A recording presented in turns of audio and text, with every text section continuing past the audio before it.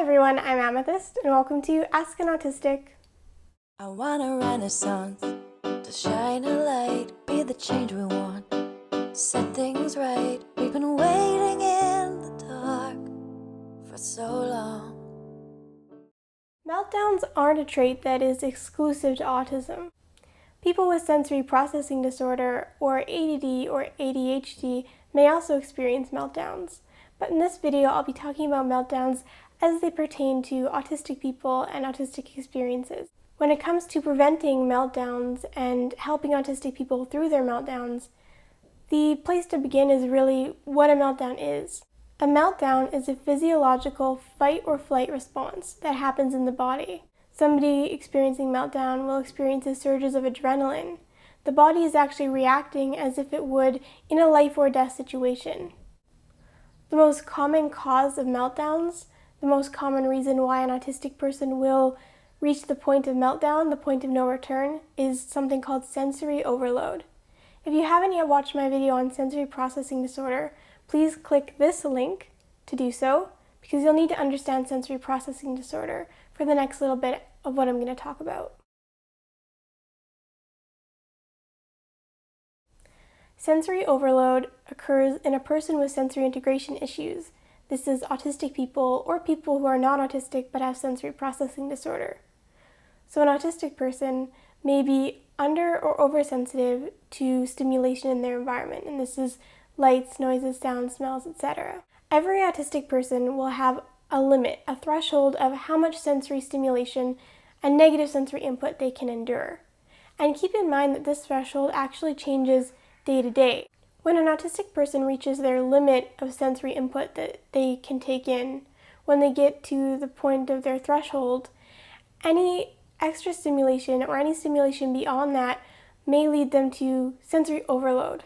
There are a couple good videos that simulate sensory overload for somebody who isn't autistic or who doesn't have sensory integration issues, and I'll link to a couple of those in the video description.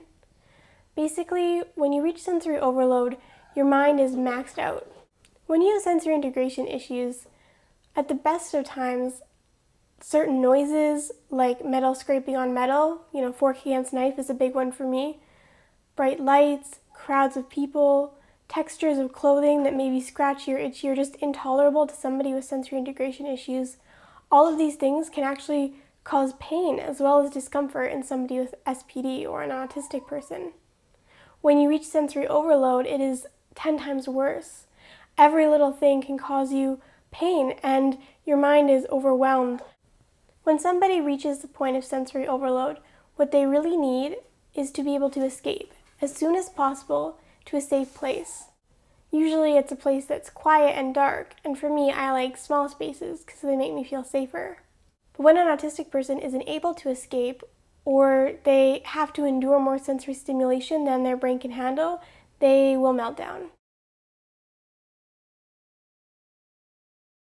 Explaining exactly what happens during a meltdown is difficult for two reasons. Firstly, every autistic person is different, and so they will experience meltdowns differently. Secondly, when a meltdown happens, so much is going on that it's hard to even suss out what you're feeling or even remember it later. It's a lot of very strong and very negative emotions. When I try to explain it to people, though, I usually describe it as something like an adrenaline rush and a mental breakdown and a panic attack rolled into one. When an autistic person has a meltdown, they lose control. They may scream, shout, drop to the ground. They may throw things or kick or punch. They may just cry and sob inconsolably. They may drop to the floor and be unable to do anything other than rock or pull their hair out. After I have a meltdown, I feel like I got hit by a truck and I have a flu and I ran a marathon. It's just, you feel exhausted and icky, and after a meltdown, you are much more emotionally vulnerable. And so after a meltdown, there's this really crucial time where an autistic person or a person with sensory integration issues will need to be alone. They may want a little TLC or just to be left alone to have some quiet time to, again, recharge. The second most common reason that autistic people have meltdowns is because they've been under stress or have been experiencing anxiety for a prolonged period of time. Again, like with sensory stimulation, every autistic person will have their own threshold.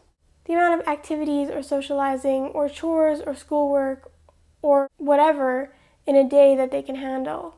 Something that happens a lot and that I get quite a few messages about is a parent will message me and they'll have a concern, something like, my son or my daughter, they're autistic and they've been having a lot more meltdowns lately. And what I usually tell the parent to do is to take a look at their child's schedule. What, a week out of their life looks like. How many extracurriculars do they have going on? Are they in therapy? And if so, how often? How long are these therapy sessions? Do they do school? What does that look like? Often is the case that when there's an increase in meltdowns, there has also been an increase in responsibilities or demands or scheduling in an autistic child's week. They also may have just started something new. Change is really hard for autistic people. And even good change, the addition of an activity that they really like into their routine, can cause stress on an autistic brain and can lead to meltdown. Every autistic person will need time alone, downtime to recharge, unstructured time where they don't have to socialize with anybody, there's no therapy or school or soccer or painting class or whatever, just time for them to be by themselves and to do things they like, and this is often engaging in a special interest. If an autistic person doesn't have enough unstructured downtime to balance out these structured demands and extracurriculars, then stress is building and building and building, and that can lead to meltdown. It can also lead to autistic burnout in the long term, which is why it's very important for parents to think critically about their autistic child's schedule and does Susie really need an extra 4 hours of therapy a week, or would that time be better spent allowing Susie to rest and recharge and replenish her energy levels and get centered again? Another really big cause of potential stress in an autistic person, particularly if that autistic person is nonverbal, is frustration. If you're an autistic person and you have speech dyspraxia, it's tough enough getting out what you mean when you mean to, especially in situations of stress or when you're in the spotlight. When you're an autistic person who is unable to communicate with your mouth parts at all, that frustration is 10 times worse.